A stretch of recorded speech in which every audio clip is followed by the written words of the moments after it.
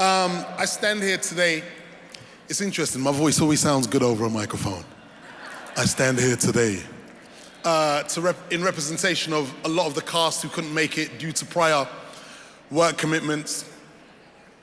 You know, it's a really interesting thing, this movie. Firstly, you know, I'm really proud and it's a great privilege to be presenting the Ensemble tribute to this amazing cast in this movie. And I want to thank, firstly, Jeff Sharp, who championed this movie real early. He saw like a super long cut.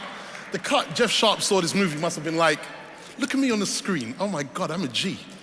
The cut of this movie Jeff Sharp saw must have been like 5 hours or something. And I remember when I first turned in that cut, everyone was like, you're gonna hate your first cut, Jeymes. You're gonna hate your first, man, I love that 5-hour cut. Netflix, next time, let me just make an extended edition. But wait, I like to also, I'm gonna say something that I've never said. People keep asking me what took so long to get this movie made, right? And I had that movie in my head for about 15 years, and I was trying to put it together. But the reason why this movie took so long to get made is because, quite honestly, Netflix didn't exist. I don't believe another studio would have made a movie, right, at that point, that showed black people in the Old West. I hear you saying theatrical, but we were #1 around the world a couple weeks ago, so let me just get my piece out. I just believe that a period piece, a Western, I firmly believe can show women that aren't subservient to some weak male plot, right? I believe that people of color could be shown in Westerns without a weak storyline that we were slaves, that to call us the N-word, to call us the N-word 150 times in your movie just because we're black. And I just think like with Netflix, think about it, when I first had this idea, Netflix was a DVD rental company.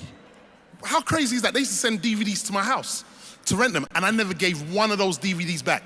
They blocked my account like 50 times. I used to change my name, get more DVDs, and then they ended up making my movie. I don't know whether to congratulate these guys or say, you're actually bonkers.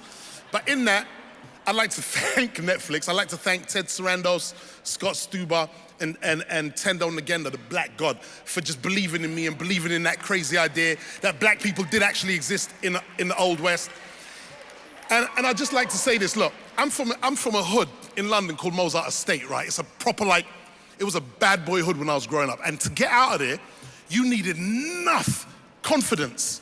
And they always teach you with making film of this thing called Murphy's Law.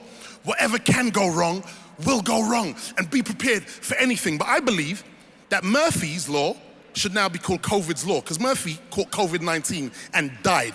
The day before filming, and I know I talk a lot, but just bear with me for 1 second. The day before filming, we got shut down with this worldwide pandemic called the coronavirus, right? Idris Elba caught the corona. He was like the second person in the world with COVID. I didn't even want to go near the dude. And that's my brother. And what happened is I was going in with all the confidence in the world to make my debut film, and I was ready like a G. You know when you're walking like this?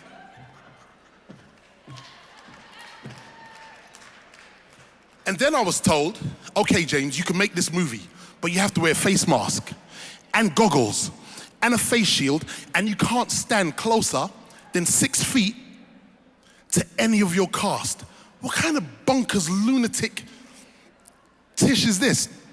And the only thing that got me through it was the camaraderie I built up through COVID with Idris Elba, who was my brother, Regina King, the black queen, Zarcy Beats, who's with us today, Dion Cole, who's with us today, Eddie Gathegi, Delroy Lindo, RJ Kyler, Lakeith Stanfield, Danielle Deadweiler, just Delroy, literally the whole cast. They came around me and they protected my state of mind and protected my vision. I got all my shots off, and even though I was breaking the rules, I wasn't like 6 feet, man, I'm standing 1 feet next to everyone. Like, I broke all the rules, but Netflix stood behind me, and the cast and crew, like, they really like cuddled me and engaged me and supported my vision.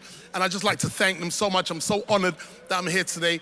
And I think I'm gonna just leave you guys with some words for the cast. So run the video, Mr. Video Man.